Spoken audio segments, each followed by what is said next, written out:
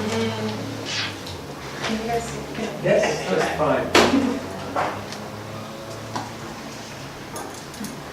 Are we ready? All right, hello! I'm Chelsea Sellen. This is Nicole Meldal.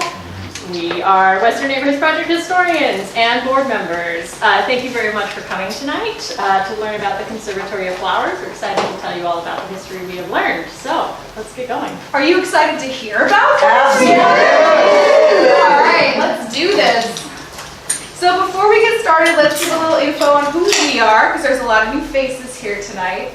We are the Western Neighborhoods Project. We're a 501c3 neighborhood history group. We preserve and interpret the history of San Francisco's West Side. We lead walks, we lead pub crawls, we give talks like these.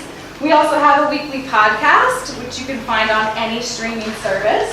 And if you're not a member, we totally encourage you to become a member tonight. It's not that much more money from what you've already paid as a non-member, and you get discounts and you get a quarterly member magazine, all sorts of fun stuff.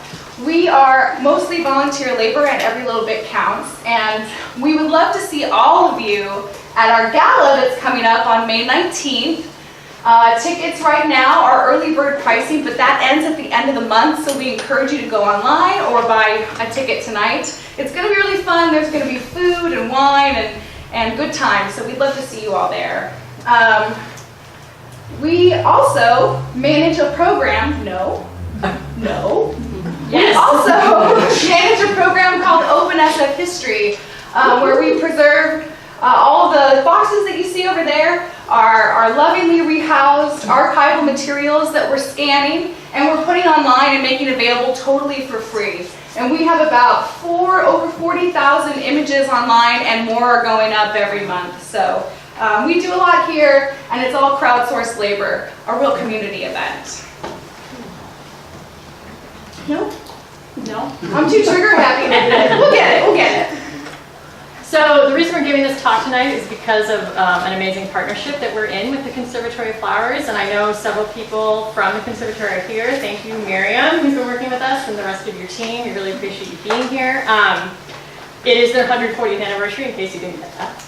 And we encourage you to visit their special anniversary website, which has more history work that we've been doing, information about anything that they're doing to commemorate the anniversary. If you have no idea what the Conservatory of Flowers is, it is basically a living museum. It's got over 2,000 species of plants from over 50 countries, and it is the oldest all glass and wood conservatory in the United States. So if you have not visited, we hope we inspire you to do that tonight. Got it. Okay. So this isn't going to be a comprehensive history, but I'm going to give you an overview of the origins of the Conservatory of Flowers and some of the history mysteries we encountered while doing our research. And then I'll pick it up from there, and we'll talk about a couple interesting events and landscape features. All right, so let's get to it. Why don't we just start from the beginning, huh?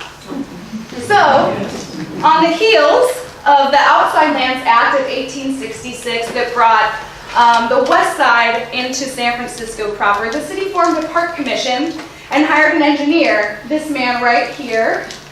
His name was William Hammond Hall, and he did a topographical survey and laid out Golden Gate Park in around 1870.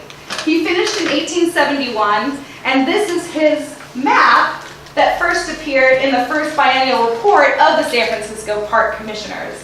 And it identifies a site right here for a conservatory. So the conservatory was part of Golden Gate Park's plan from the very beginning. And they terraced the site around 1873, and they got some extra financing, but the whole project would kind of suffer from budget cuts pretty much for its entire history. And now while William Hammond Hall is doing that, this man, James Blick, is becoming an extremely rich capitalist in San Francisco. But he suffers a stroke in his San Jose estate, and he starts to put his affairs in order, creating a trust and designating a very comprehensive list of organizations he wants to fund or monuments he wants to build. So you've got the Lake Observatory, which I'm sure many of you know about. We have the Lake Baths that are no longer here, and my personal favorite is the Lick Old Ladies Home. No joke, that's what they call it. Lick loves San Francisco and he loves naming things after himself. He also stipulated about 60 grand for this. Can anybody tell me what that is? That's a Francis. Yeah. I'm a Bostonville. Nice. So initially they thought this was going to go either on or near the site that was first known as Plateau Mound, where the conservatory was outlined. But they renamed it knowing he was going to give this lovely gift to the city, Mount Lick. And a lot of people thought that signaled that he intended to donate a conservatory to Golden Gate Park from the very beginning. But that's one of the many myths we encountered, and it's not right. So he dies in 1876, and this generous miser is gone, and everybody's very sad. And his trust goes into a protracted legal battle. Yes, there was an illegitimate son. But once this all wraps up, the allotments go out as he wanted. And then everything that was left over was split between the California Academy of Sciences and the Society of California Pioneers. He was a major member of the Society of California Pioneers, and he loved it greatly.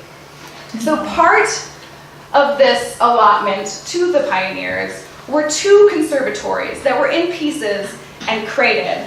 And those went from the trust to the 2 pioneers, and then they were purchased by 27 hoity-toity San Franciscans who gifted it to the city of San Francisco in 1878. And out of those crates came our conservatory. So is anybody else wondering why he needed 2 conservatories? I was. No, none of you? You guys are totally cool. The old lady. Oh yeah. Well, Conservatories. he wanted a conservatory because all his friends had conservatories. So after the Civil War, conservatories were all the rage with the upper classes. So friends maybe is too intimate of a term, but Sutro had one on his estate in the Sutro Heights. Stanford had one near his house, and this is Woodward Gardens from the 1870s. These are very popular, and they're also popping up in public parks and attached to civic buildings, which brings me to my theory on why he ordered 2 conservatories.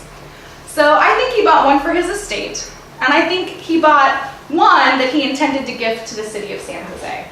So Bret Hart, who you might have heard of, he had heard that Lick intended the conservatory for a sanitarium in San Jose.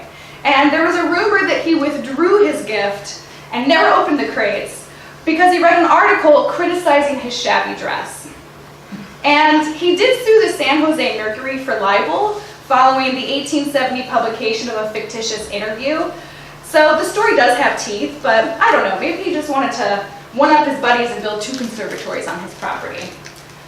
And I'm still searching for that second conservatory. There's some people who think it went to Sacramento, the Bell Conservatory up there that burned down in the 1950s.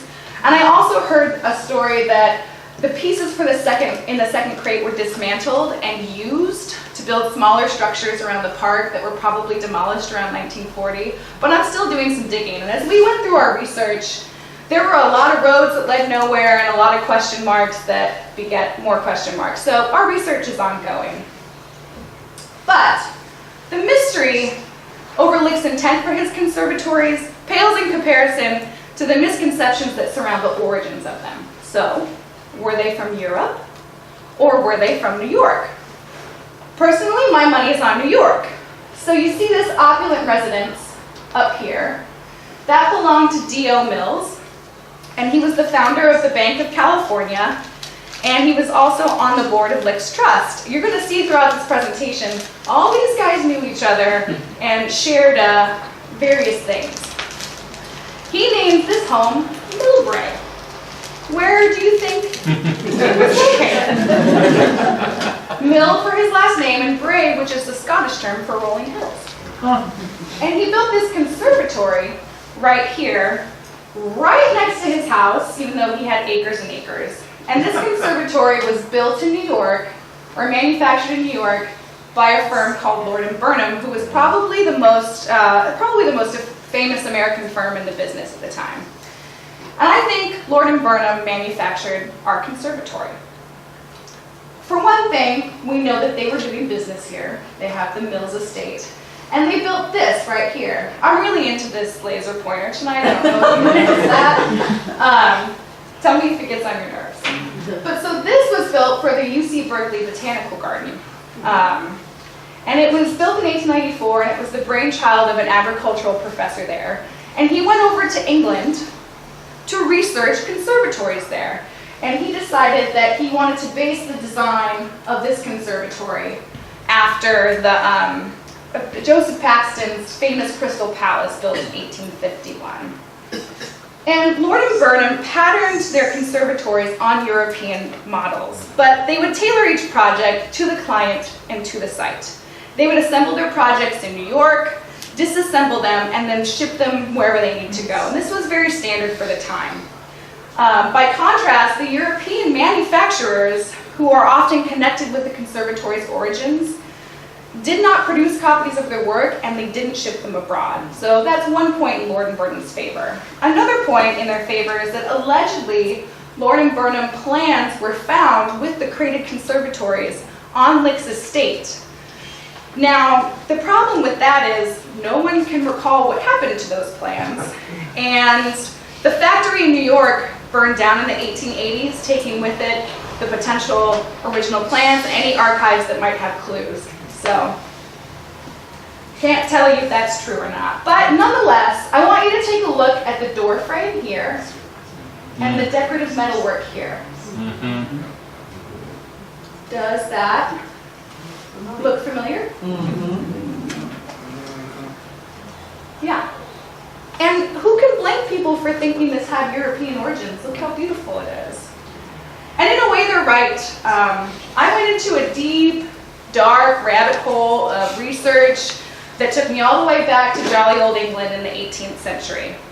And what I've determined is that our conservatory is the Frankenstein love child of a lot of different European conservatories.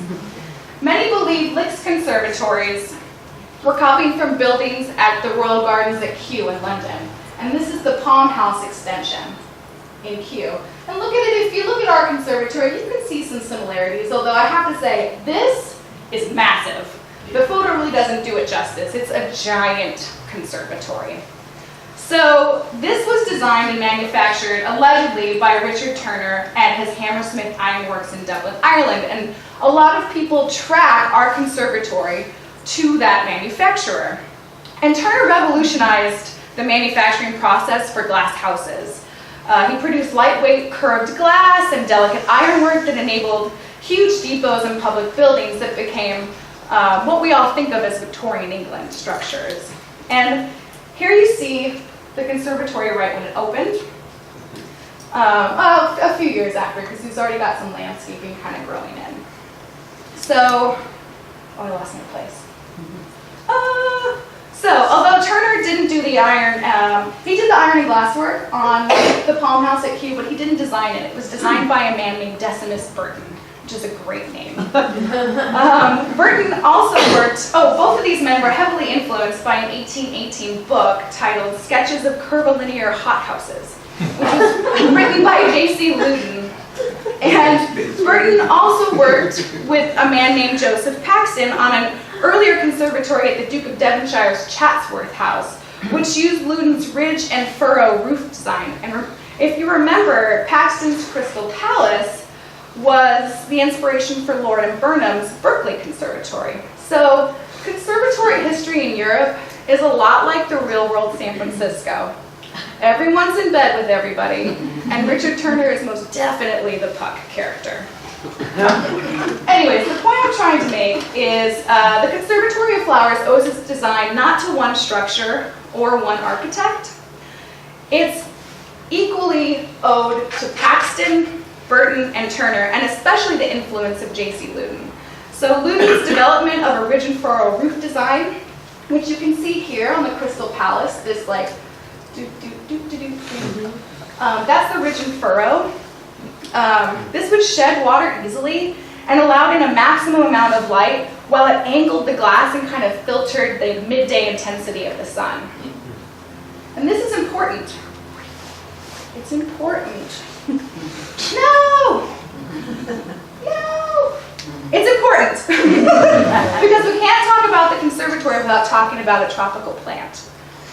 And the ridge and furrow roof allowed the famed Victoria regia, or I hope I pronounced that right, to bloom indoors for the first time in Kew Gardens. And here you can see a really early photo of the Conservatory of Flowers with our own Victoria regia. And this right here is a beautiful illustration I found in the library at Kew Gardens, or online. I didn't go to London for this. Is that the Victoria Amazonica? Yes. Okay. It was renamed. Yeah, back then it's named for Queen Victoria, as everything should be. So the British consul gifted a Victoria regia seed from the indoor pioneer at Kew to the Conservatory of Flowers right after it opened. And this was the first blockbuster exhibition that the conservatory hosted and has continued to host it. And this pond was built especially for that. And now it's known as the Victoria Amazonica. And crowds have been coming here for 140 years to see this beautiful attraction. And these are huge. If you Google this plant, you're just going to see a bunch of photos of babies and people sitting on these lily pads. They're really remarkable. But ultimately, nope. Just did it once in my... No. No. There you go. Okay. All right. Ultimately, Lord and Burnham were hired to oversee construction of the Conservatory of Flowers, and F.A. Lord came out here to personally oversee construction. It was not built by a man named J.P. Gaynor, who submitted an unsolicited bid to be architect of the project. It was also not built by a man named S.C. Bugby, even though many people have said that he was the architect. And I tracked that rumor down to his great-grandson, who was a very mediocre architect, who I think was trying to maybe puff up the family image. In May of 1878, $40,000 of extra funds were released for the conservatory project. But by July, there were extreme budget cuts throughout the park system. They were in the middle of something called the Long Depression, which started with the Panic of 1873. And then in September, the steamer Georgia, which was carrying a heating apparatus and other building materials for the conservatory, sank off the coast of South America. So, this brings us to another history mystery. That was very bold of you. So one of the first mysteries that the conservatory staff asked us to solve was, what is our opening day? No one knows. And Nicole and I were like, challenge accepted. We will figure this out. We did not figure it out because there is no opening day. So it appears that the conservatory didn't have like a big gala celebration for their opening. It might have been a soft opening, but basically there's no newspaper articles about it. Wow. It's just, it was closed and then it was open. We narrowed it down to April 1879. And we think this photo is soon thereafter, about, I think, August or something like that. They start moving a ton of dirt over there, and they record this in Park Commission meeting minutes. So I think that's what this photo is the dirt being moved into place. Yeah, but basically there's newspaper articles talking about it being under construction, and then there's newspaper articles about it already being open. So we're not sure. And one of the first newspaper articles that references it being open is about vandalism immediately. The Chronicle reported that several visitors, usually women, were subtly trying to take rare flowers from the stem and then just pulling up the entire plant accidentally. The newspaper went on to report that 2 conservatory attendants were made special police officers and had the authority to arrest any person without regard to sex who was discovered making depredations. So next I'm going to talk about a couple disasters. I mean, 140 years the conservatory, of course, has survived several disasters, natural and otherwise. The first was not long after it opened. There was a fire on January 5th, 1883, and it started in the furnace room. No big surprise there. The furnace was used to keep the proper temperature for tropical plants. And apparently there was some faulty construction in the chimney apparatus, and all the wood, the part of the wood frame near the furnace room, of course, was very dry because of all the heat, and so it made perfect kindling. Conservatory caught on fire, and it destroyed, as you can see here, the central glass dome. the potting room, the furnace room, the rear hothouses, many exotic plants, including the original Victoria Regina, and one large Brazilian parrot. R.I.P. parrot. Yeah, the reason the fire burned, the reason it destroyed so much is because at this time there were no water hydrants near Golden Gate Park, so it was very difficult to put the fire out. Unfortunately, the conservatory looked like this for about 6 months. There were no public funds available to fix it, and there was an attempt to raise money through private subscription, but that fell short. About $12,000 were needed, and the private subscription raised about $1,800. And the Chronicle repeatedly shamed San Franciscans for having no pride, and for failing to raise the money that New York or Chicago might have raised in an afternoon. That's true. Finally, after about 6 months, Charles Crocker stepped up and donated $10,000, and repairs were completed immediately. In order to memorialize his benevolence, a special window was put in the Palm Room honoring Charles Crocker, and that was destroyed, unfortunately, in the 1906 earthquake. But when Crocker died in 1888, the park commissioners, for his funeral, donated a 6-foot-high replica of the conservatory dome made out of flowers. Interestingly, the new dome, there we go. So when they reconstructed the dome from the fire, they changed it a little bit. On the left is the original dome. On the right, the second dome. It's about 25 feet taller, and it has this drum, this additional drum here to support the weight. And the finial on top was changed. So here is the eagle finial on the original dome. And then over here, we have a wooden finial with Saturn, which is for the Roman god of agriculture.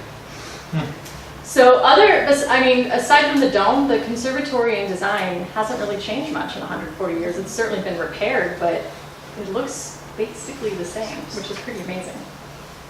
There was a second fire in April 1918, which started in the furnace room again, and again damaged the dome and destroyed a lot of plants. But the structural damage was only estimated at $3,000, and there's actually very little information on this fire, so presumably it was fixed rather quickly. We were also unable to find any photos of the conservatory after this fire, so if anyone has seen any photos from the 1918 fire, we would be very interested in those. So that brings us to 1906. Surprisingly, the conservatory suffered very little damage in the 1906 earthquake, aside from some broken glass panels and Charles Crocker's window, of course. Instead, Conservatory Valley, right in front of the building, was host to one of Golden Gate Park's earthquake refugee camps. Camp number 7 specifically. There's another photo. Nicole and I were commenting this looked rather pleasant and clean, like a music festival, actually. I would be here. I would be here. So the conservatory is mostly mentioned immediately after the earthquake in reference to the camp that was in front of it. The National Guard was on duty there to keep the peace, and there was a Red Cross headquarters in the valley that had clothing and provisions for people living in the tents. Speaking of Conservatory Valley, it looks a lot different than it is today. When the conservatory first opened, it was basically this big, wide, empty space. Cleared of plantings and macadamized in order to accommodate buggies for the very first music stand in Golden Gate Park, which was at the west end of the Conservatory Valley, so not in this photo, but it would have been right over here. The Chronicle reported that the covering of the valley was pebbled white rock, so carefully sized through sieves that it will be almost as pleasant to delicately shod feet as a carpet. The original bandstand, back here, it was a modest-sized Victorian gazebo, kind of this very pleasant gingerbread-like architecture, and well-heeled visitors would bring their buggies into the valley to listen to music, to see and be seen.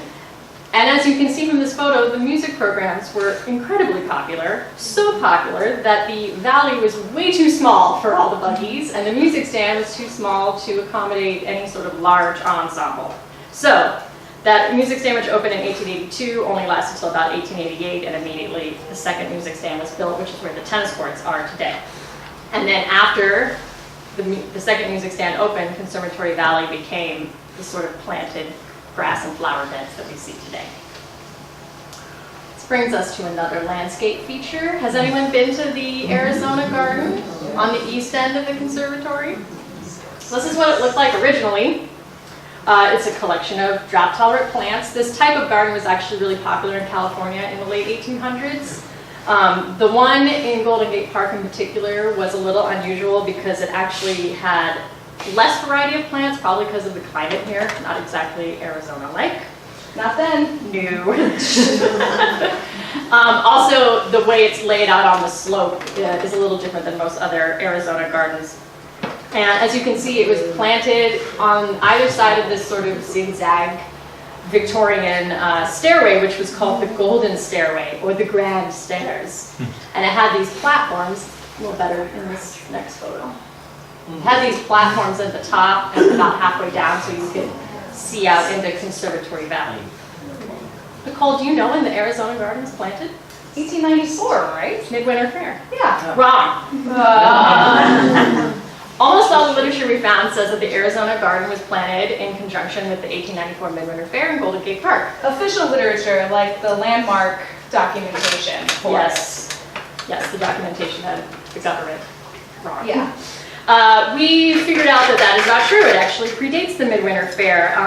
We don't actually know the exact date of when the garden was planted or who planted it. Shocking. But it's believed to have been planted somewhere between 1881 and 1883 by a very well-known landscape architect at that time named Rudolph Ulrich. Rudolph Ulrich did a lot of Arizona gardens on private estates for people like Crocker and Stanford and D.O. Mills. See a theme? So it's believed that because of all those connections that he did this garden as well. He was doing other gardens in California. You can see two of Rudolph Ulrich's gardens still. One's at Stanford University. One is at, it was the Hotel Del Monte in Monterey, but now it's the Naval School.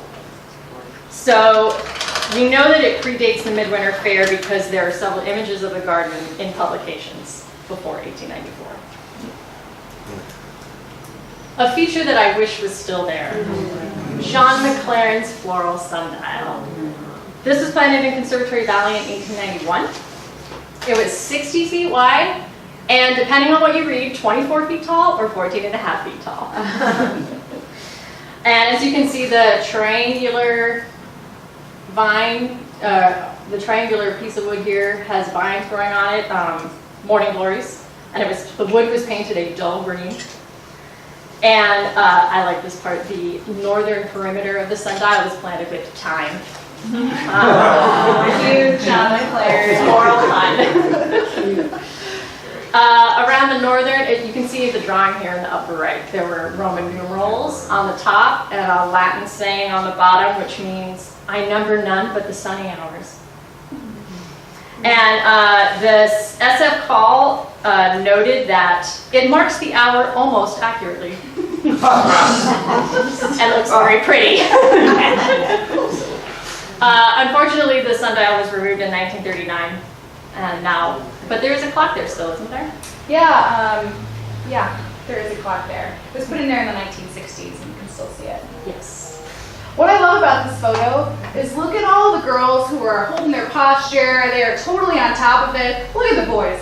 Oh, I want to do this. So typical.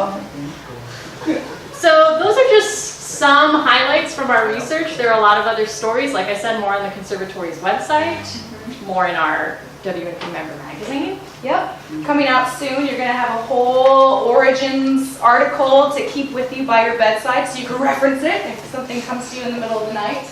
And if you have any questions or you want to grab a beer with us and just talk about this all day, you can get to us by email or you can stop by the office here.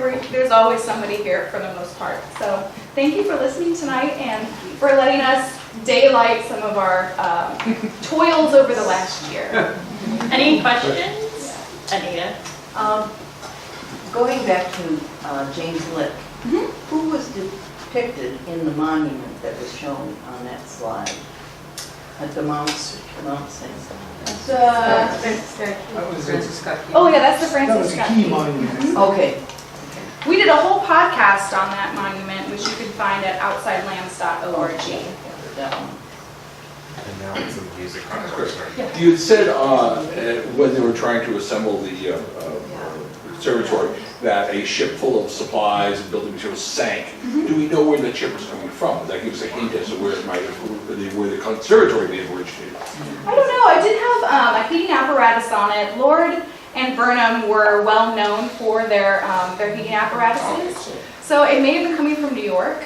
But the funny thing about that shipwreck is that they later were able to salvage a bunch of things from the bottom of the ocean, and F.A. Lord was like, "Oh, can we keep that? Since, I mean, you know, Are you going to use it? yeah, you're using it now because we already got stuff in it." And the city said, "Yeah, sure, but any of the proceeds have to come back to us, and they have to go into maintaining the conservatory."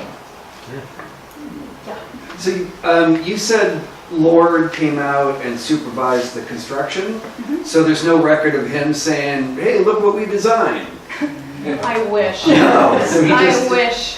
Okay. I don't know. The Park Commission records are great because they give a timeline, but they're not very narrative. You know, Yeah. it's like this much spent on this much, or like Lord asked to resell these things, we said yes. Right. They're also written in beautiful, you know, script that is incredibly hard to read. Yeah.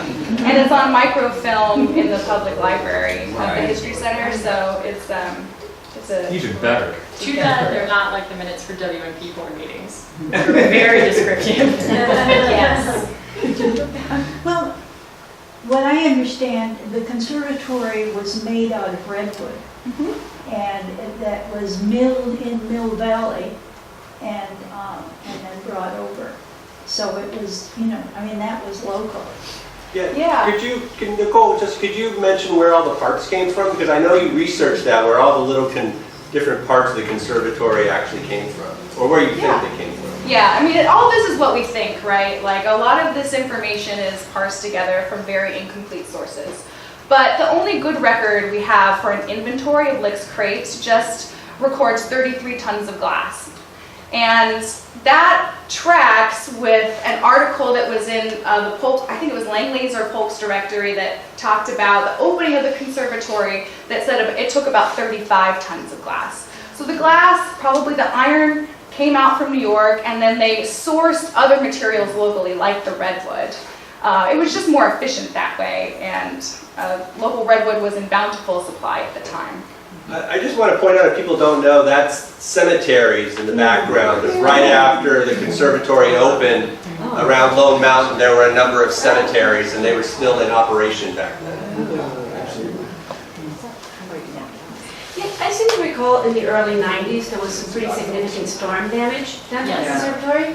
Yeah, there was a really violent winter storm, and the conservatory was closed for 13 years, I believe.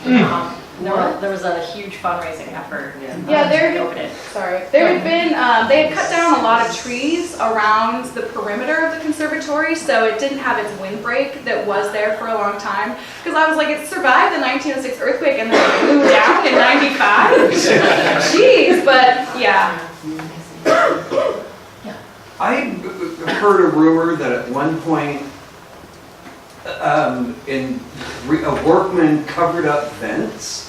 Did you read anything about this? I don't know where I heard this. I never read that. And that sort of led, and of course the vents were there to keep the, deal with the humidity, and because they were covered up, the humidity just helped rot away the redwood. I do not know, like so many things. Yeah.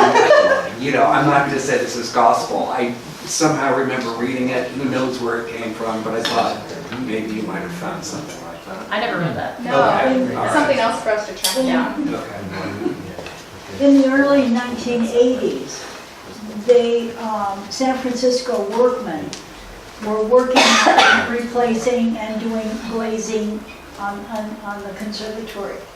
And they noticed that the conservatory, those ribs are 3-ply of wood, and that's held together by dowels. The workmen saw copper on the outside of that, which obviously was great, to keep the rain from coming in between. They removed that. Oh. And so there was a little bit more damage that occurred after that. trivia. Judy? So my favorite conservatory memory, must have been before the storm damage, a group of young married people that I belonged to decided it would be really fun to throw a party in there. We would all wear our wedding gowns, because like, you know, normally you don't get to wear your wedding gown more than once, so we all wore our wedding gowns and our husbands dressed up, and we decided to order this giant wedding cake for this party. And we put it in one section of the, it was delivered, we put it in one section of the conservatory, and we went off, and we had, you know, band or music or something, and we were dancing, and okay, now it's time for cake. And I remember coming in and looking at what had been this white wedding cake, and thinking, why is the white wedding cake brown? And why is the wedding cake moving? Oh. Yeah, so there are some very happy Beatles. That'll teach you to throw an unsanctioned event. So my favorite thing when we were doing this research was an article about a group of people called steamers who use the conservatory as a free sauna. Why not? Pretty toasty. Any other? Yeah.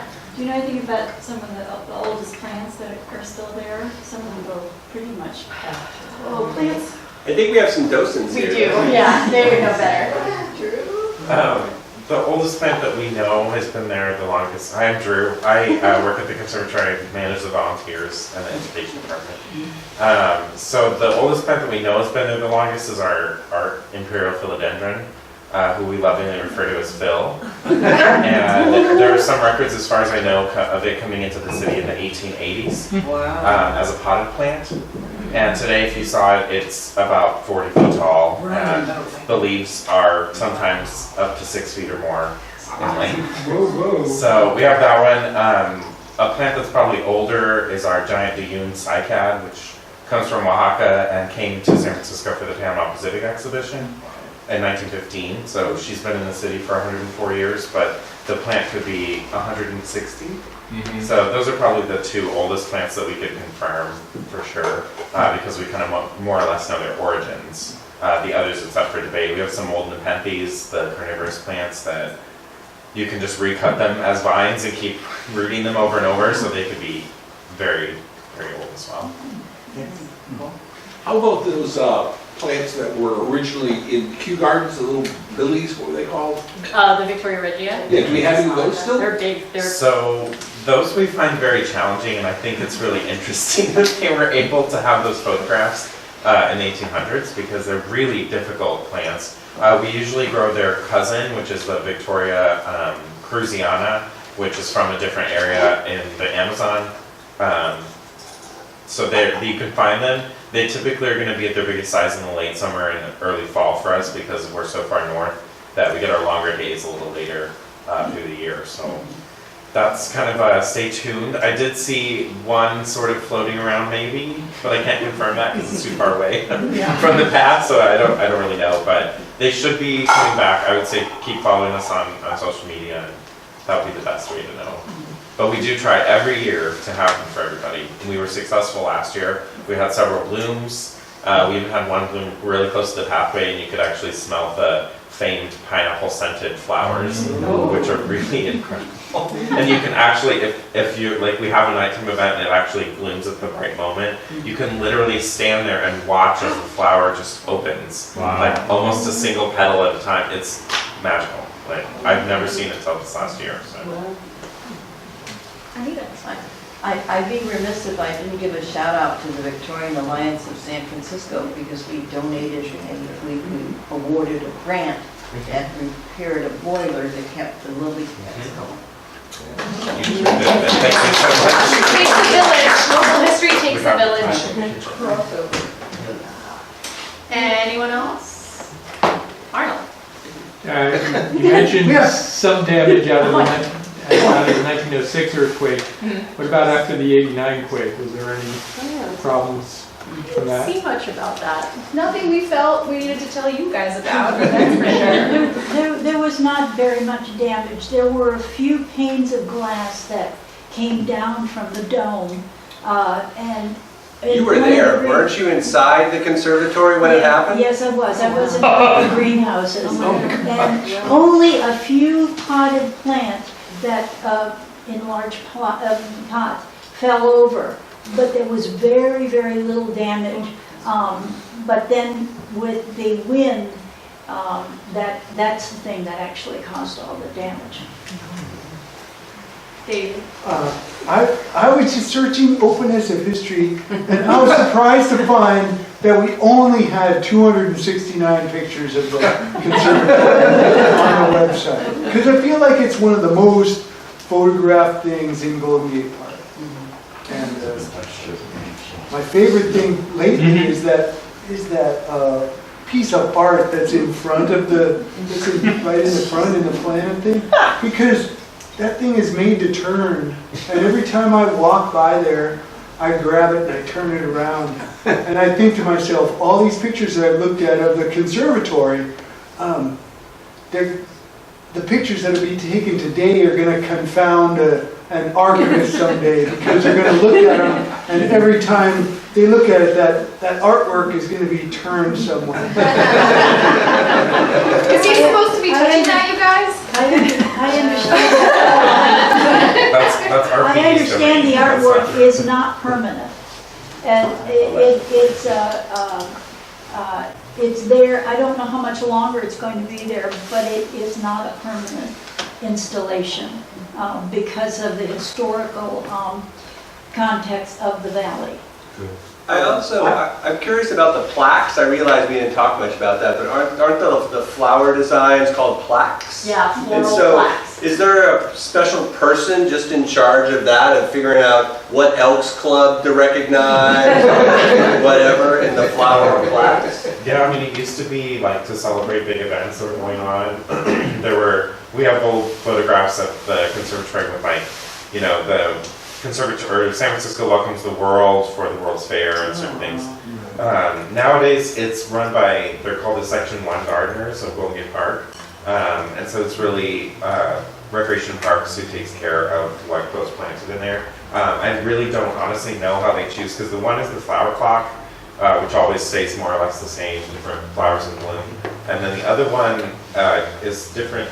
This year they do plan to commemorate the conservatory, so it will be designed very similarly to some of our historical plaques. And you can see that in the spring when it starts to bloom. This seems like a money-making opportunity, right? Can I rent a plaque? Can I just commemorate myself? Salesforce.com plaque, right? You know it's our 21st birthday next year, so Western neighborhood. Yeah. Great. They did used to change them a lot more frequently, because those were some of the most common newspaper articles I read was so-and-so group is in town and they have a floral plaque. And there used to be a lot more of them. Yeah. It was like the whole embankment was flowers. I like the one that was just John McLaren's big head. Wasn't that for his birthday? It was. Yeah. It was. Wow. Arnold. Actually, we should also note, in addition to all the 270 plus photos on OpenSF history, we also have a dedicated gallery to the Conservatory of Flowers on OpenSF history. So if you go to the galleries page and you scroll down, you'll find a Conservatory of Flowers gallery on there.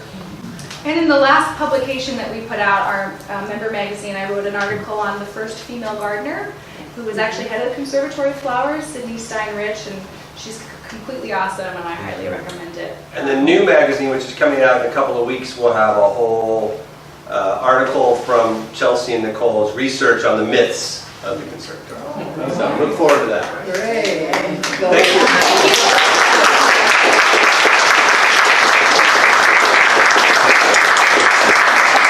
Drink wine, talk to your friends. Become a member!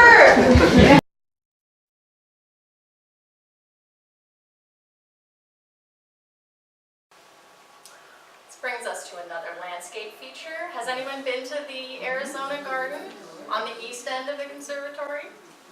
This is what it looked like originally. It's a collection of drought-tolerant plants. This type of garden was actually really popular in California in the late 1800s.